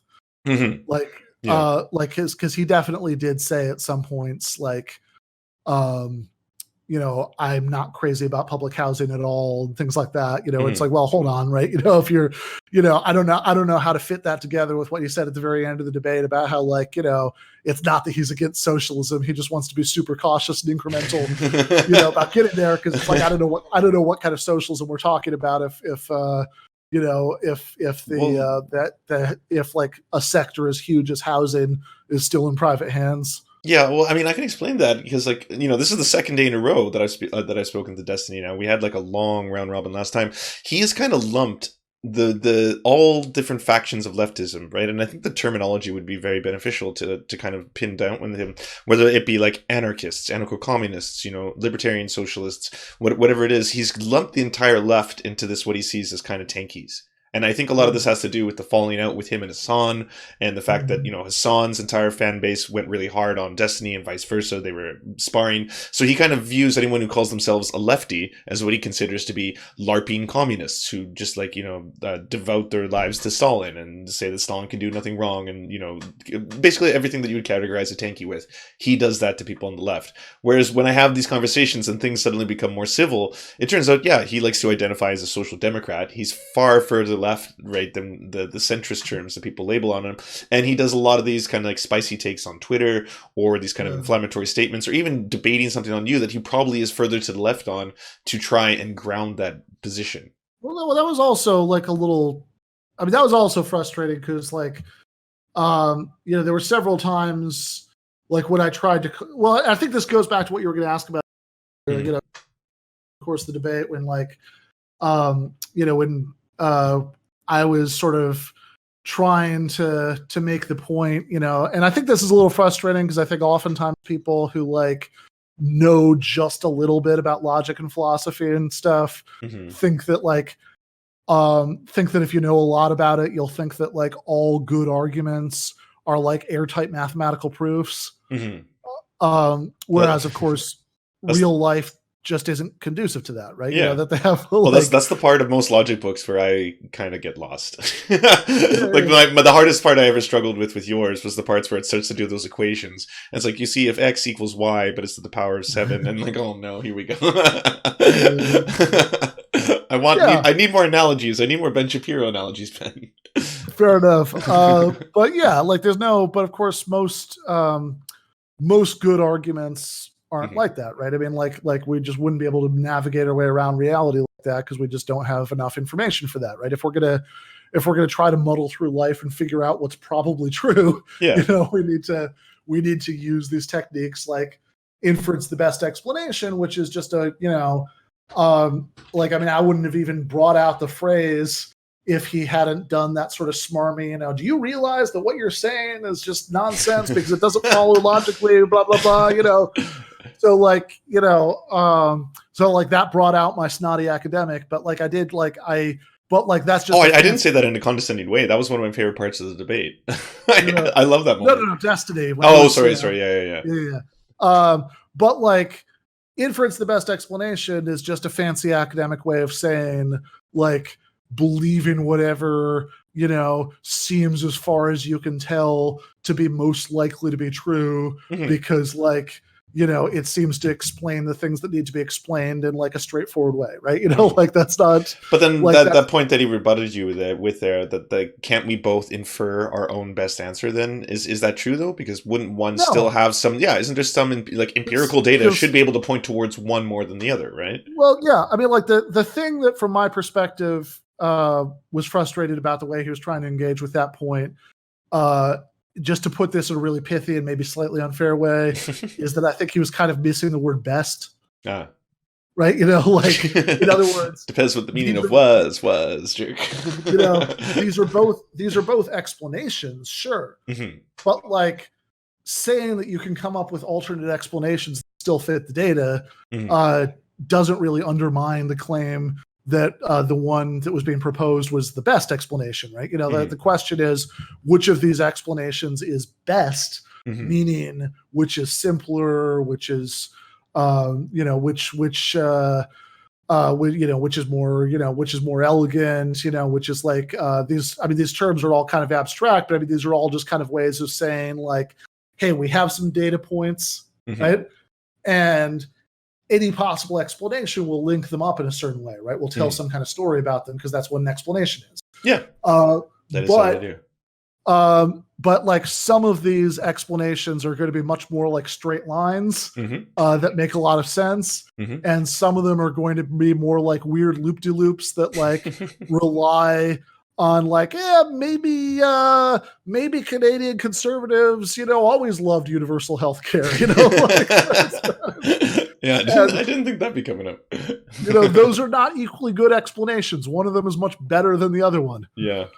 Do you mind if some people a lot of people in chat have been asking me to ask you questions, and so let's do a few of those. Okay, sure. Can you ask Ben what the theory of truth, meaning, and justification he thinks Destiny believes in and was using? It's a lot going on there. I don't know. I don't know about truth and meaning. But as far as justification, which is the part that's most directly relevant there, right? Like, because my claim is that the sort of usual story about the sort of political history of Canadian healthcare is, my claim is that we should believe that because that's the best explanation, right? It connects the available data points in the most straight line kind of way. So that's a claim about justification. And Destiny at certain points seem to be leaning towards this like totally deductivist view about justification. And what I mean by deductivist is like, unless we can just rule out all the other explanations. So it just deductively just follows from the data that this explanation must be true. Unless we can do that, we're just kind of in the dark, right? We just don't know what's right. Yeah. And I think that's, well, okay. Just one real simple, I mean, this feels a little bit like, I don't know, like, tell me if this is getting too like professory for, Twitch or whatever, but like, here's like a sort of like simple like illustration of why we don't want to go, we don't want to say that, right? Like, think about like heliocentric astronomy, right? Says that the sun is in the center and the earth is going around it. Versus geocentric astronomy that says the other way around, right? So in 2019, we can solve this problem in a really easy way, which is to say that we can we have satellites, we can take pictures from space, right? Granted, we believe them, but yes. Yeah, we believe them, right? Yeah, I mean, I know that we doesn't include everybody, but for the most part, right? Sure. So there's like a really easy way to settle this. Yes, absolutely. But then you think back to like when Galileo was trying to convince everybody this, and at that point we didn't have any of that stuff. So you think, well, how is it that he managed to, he and his co-thinkers, right, managed to overthrow this previous geocentric consensus and convince everybody the sun was at the center instead? And basically the answer is that even though they didn't have pictures from space or whatever, they had some telescopes and things. So what you could do is you could have like sort of individual data points, right? We know that these are the relative positions of the Earth and the sun as of this astronomical reading. Yeah. And so once you have a bunch of these data points, you could put together these like star charts, or I think that's not the right expression. That's like astrology or something, but whatever, right? You could put together these models that were consistent with the data points, but like the people who are heliocentric astronomers could still put together a model that was consistent with all the data points they had. It's just that as more of the data points came in, they had to put in more and more of these weird like loop-de-loops, right? That they're called epicycles, that like instead of, whereas like relatively speaking, the people who believed in the heliocentric model could say, hey, here's the path that the Earth is going around the sun. The people who thought it was the other way around had to come up with increasingly complicated paths to kind of come up with all the data points. And so if you accept that that was rational for people to believe Galileo at the time, then like that's just a sort of simple kind of historical example of why it's a bad idea to just say, hey, it's really complicated. It's so complicated. Who knows? Could be anything. They have you've got your, it's very straightforward, but there could be other stories. I could have my story. Why can't we all infer our own stories? And, just have that kind of sort of like willed, like helplessness in the face of complexity. I think it's much better to say, okay, look, we could be wrong, right? This is all fallible, but like we can make some reasonable inferences, based on what straightforwardly connects the things that seem to be true here. Can I just quickly say thank you so much to Eric the Viking for that raid with the 56 Raiders. Welcome, everybody. We're in the middle of discussing the post-debate with Mr. Ben Burgis, Professor of Philosophy, Ben Burgis, the one and only, the Whiskey Master. And thank you so much, Eric the Viking. Everybody, please give Eric the Viking some love back and follow their channel. And thank you so much for that raid. Ben, didn't see another question right away. Oh, someone was asking about when your interview is coming out. This was totally unrelated to the debate, by the way. You should be asking them questions about the debate. Which interview is this? When is it's so far up? This chat is just moving too quickly for me. You know what? You can ask it again because it could be there was Noah Smith. Noah Smith. That's it. Oh yeah, okay, that's fair. That is actually somewhat related because I tangentially mentioned that during the debate. Oh sure. So yeah, Noah Smith is a writer for he's an opinion writer for Bloomberg, and he's like an Elizabeth Warren supporter. Oh, okay. And I had a debate with him on Blogging Heads last week, and I thought it was supposed to be out by today, but I think very soon. Okay. Although I will say honestly, I think that the ideological gap is probably similar with Destiny. I think that in certain respects, the Noah Smith one might be more informative. I think this one was probably more entertaining to watch. Yeah, this one was very entertaining to watch. I mean, I shouldn't be on camera when I'm moderating. Like for the first 20 minutes of that, I was giving away every one of my reactions in hardcore visual expressions, like either just like holding my laughter or just looking shocked or being like, "Oh my god." Yeah. Yeah. How are you feling? Are you happy? Yeah. No, did you clear up, the online Twitter beefs and everything? Yeah. I said we should organize our societies. I said what I wanted to say about the previous debate, and at least as far as the original thing about rent control,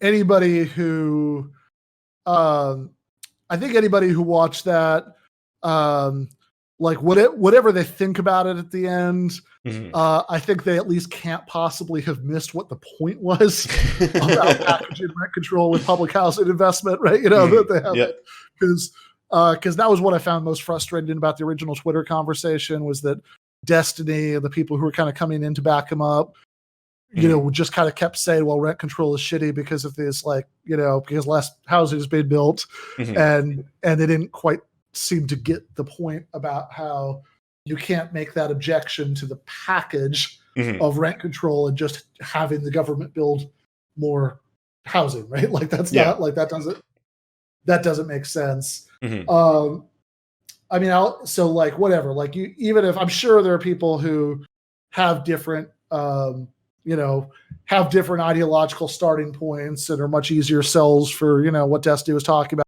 whatever. Who at the end of the debate, thought he was right, but at least I could take some comfort in the fact that, I don't think it would be possible to have watched those 2 hours of the debate.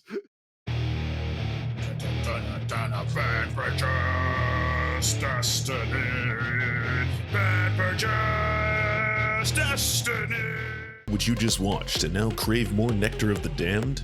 Did you know that if you're watching on YouTube, you're only getting half the surfy experience? We upload all of our content commercial and censorship-free to our Patreon. Due to the general demonetization of our videos, we now upload half of our original content directly to those who can help us produce this show. Want even more nectar than that? Well, come join us at twitch.tv/TheSerfsTV, where we do weekly live streams, debates, interviews, AMAs, and more. If you're an Amazon Prime member, you can help support our show 100% free by subscribing to our Twitch channel. So come join us, be merry, and know that your support is helping us do great things. Like pay rent and eat. Or something else I didn't point out, but I could have, and maybe in retrospect I should have, is that if we look at existing cooperatives too, one thing that Mondragon is really good at is shifting people around. If people's jobs within one co-op within the Federation, they're really good at matchmaking them with openings and other co-ops within the Federation, so you don't lose your job completely. We worship at the altar of Miranda Marone. We'd like to thank you so much for being the official sponsor of the Serfs, and everyone please go check out her SoundCloud and listen to her music and help her because she is helping us. We would like to thank our Lord Ricky Pilgrim. You are the pillar of our entire organization. We'd also like to thank our knights, Josh Mickelson, Schizosaurus, Dr. Zayas, Dylan Burrett, Andrea Lynn Epperly, Daniel Kahn, Angela, Jed Lewis, Terry, Todd Buckingham, Beck Hewitt, Todd Lajeunesse, Clement Chutzkoff, Cooper Pilot, Fair Tan, Josh Mickelson, and Paul Parfait.